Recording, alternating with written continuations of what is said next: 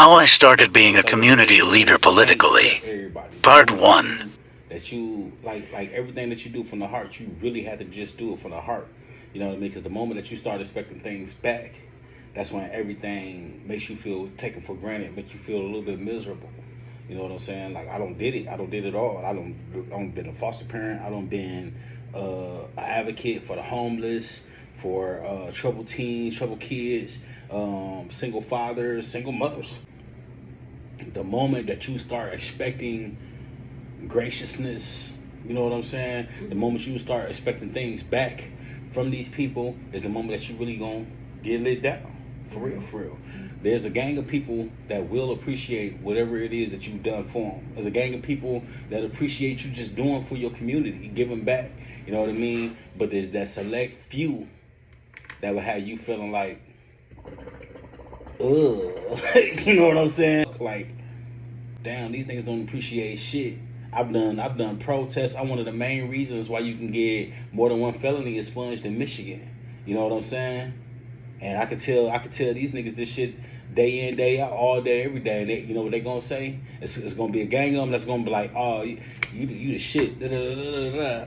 If I expect it, if I look for it, I got recognized by my community before I got recognized by the motherfuckers that can make changes, that could approve these changes in the community. I got recognized by the community.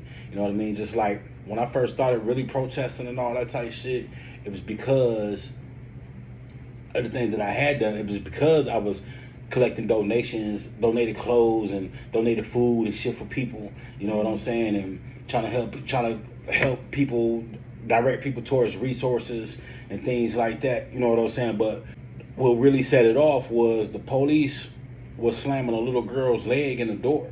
You know what I'm saying? And I was in Detroit, and I'm on my way back to Lancer just on the strength of motherfuckers hit me up on Facebook, tagging me. You know, like multiple people tagging me. It fucked me up because I wasn't ready for that shit. You know what I mean? And they was just like, dude, somebody gonna stand up for us. Dan Ross will. It was just like, what's going on? You know what I'm saying? Why is people tagging me? And then I just started seeing the video, you know, with the cop slamming the kid's leg in the door, and I cried. Like, I literally cried. Like, I had tears coming from my eyes. You know, and I went home. I got up with my mans and shit. We started playing the national anthem. We was at the city hall, at the police city hall. Started playing the national anthem. That's when the whole, let me finish.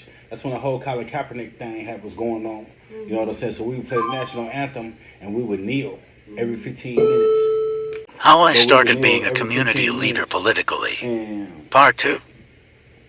The next day, we had a lot of people show up. Like that night, like, because we was live on Facebook, and that night, people showed up. You know what I'm saying? Like 30 people showed up, and it was cool. It was smooth. It was fuck, especially for it to be last minute. And we protested at the city hall, but it was like a weekend day. You know what I'm saying? So it wasn't a lot of people that was around. Excuse me, the actual city hall. So we wanted to do it where there was going to be a lot of people around, and so we so we was just like, okay, we're gonna be here tomorrow night too. You know what I mean? When we came the next day, we actually came the next day, and the mayor showed up. You know what I'm saying? His little sidekick that was supposed to be the representative for the black people, this bitch ass, he fell asleep. You know what I'm saying? He fell asleep during the whole motherfucking protest. You know, but what fucked us way up was the fact, and I ain't saying nothing against like homosexuals or nothing like that, but they had the gay parades and all that shit going on. You know what I'm saying? And I don't discriminate. I ain't got nothing against nobody. But that fucked up our protest because we trying to protest against police brutality, and a bunch of them showed up trying to protest for gay rights.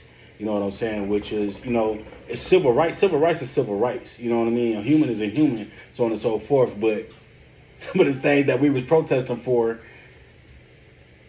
got disrupted by these things. You know what I mean? We talking about, like, people started yelling Black Lives Matter, and then they started saying Black Trans Lives Matter, Black Gay Lives Matter. It's just like, dude, y'all kind of taking it away from the issue now. You know what I'm saying? Y'all kind of serving y'all own agenda, y'all on purpose right now. You know what I'm saying? And it's fucking up everything that what it is that we trying to do right here. Like I said, nothing against nobody, but this is not what we trying to do right here. You know what I mean? So, but from then on, that very next day, during the weekday, that very next day, I went and applied to run for city council and all that shit. But I didn't do it I didn't do it so that I can get a city council seat because it was too late.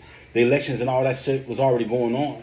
Like I applied so late that I couldn't even get on the ballot. But I wanted everybody to see what it takes. If we wanted to have a voice, what it takes to have a voice. Mm-hmm. You know what I'm saying? I'm a multiple felon. I sold drugs, gang bang, ran the streets. I did every motherfucking guns, all that shit. I did every motherfucking thing against the system. Mm-hmm. You know what I'm saying? But I wanted to show the people that was like me, you know what I mean, that you don't have to be an old tight suit wearing ass motherfucking super educated motherfucker. I'm educated, but you know what I'm saying, super educated motherfucker in order to speak for your people, in order to stand up for your community. How I became a community leader politically. Part 3. Have like a big old speech and like in front of everybody, or it was just something you did in private? So the hearing was an open hearing. It was a public hearing. Mm-hmm. You know what I mean? So whoever was the public that was actually into it, because like you can watch it online, you can come to the meeting, so on and so forth. You know, so whoever was the actual public, like they don't have a say, they don't have a vote in the shit. Mm-hmm. Only the board, other the rest was like 17 members. So a judge was present, or no? Just the chairman of the board. Okay. Was basically the judge. Right. You know, and so it was just like, I had to speak. I didn't have a speech. I didn't have nothing prepared. That's not even my MO. It's not my MO to write a speech and have a speech prepared.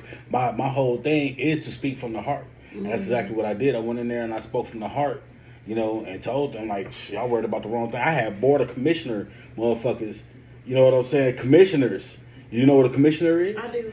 Think about this. The movie Batman. The cartoon Batman and all that shit. Commissioner Gordon was the one that was like running the police and all that type shit. I had commissioners that was like, we don't care that he smoke weed, we don't give a fuck. You know what I'm saying? Really? I want to see what the man has to say. You know, and I went in there and it was a commissioner. It was actually a commissioner. It's actually a commissioner present at every board meeting. You know what I'm saying? And the motherfuckers, we didn't speak or none of that shit. We didn't talk to each other, none of that shit. But the comments and everything that was made about me, them motherfuckers loved my ass. They loved what it was that I was doing. Mm-hmm. And all I was really trying to do was make a difference, not in our community, but the way our people think, the way our people see things. Right. You know, because like I said, we can have these conversations at the table all day. Once I got on the board of directors for the health center, it was on some shit like, okay, well, I can actually make a change. You know what I mean? I had to vote on a lot of things that, like COVID shots, all that type of shit. I had to vote on a lot of things that made a difference in our community, especially for people that was on like welfare and shit like that. You know, it made a difference. So these same conversations we having right now, we having this conversation as average people. But you was like it was a lot of people around. It was a nice amount, but listen to what I'm saying. We having this conversation as average people right now.